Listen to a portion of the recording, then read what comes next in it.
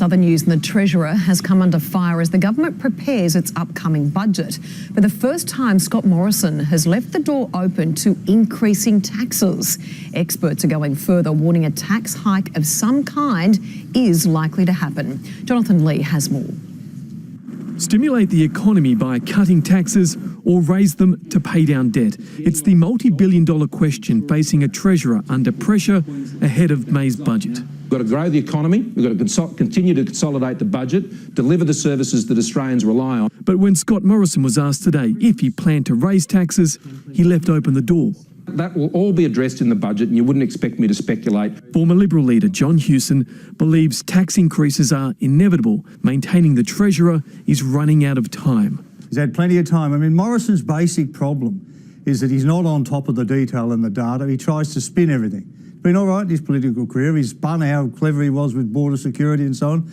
But you can't spin the economy for long before the reality comes through and bites you in the bum. Economists say tightening the belt is no longer enough. At some stage, Australia does need to raise taxes. Good ideas, bad ideas, it doesn't matter. It's next to impossible to cut spending in Australia.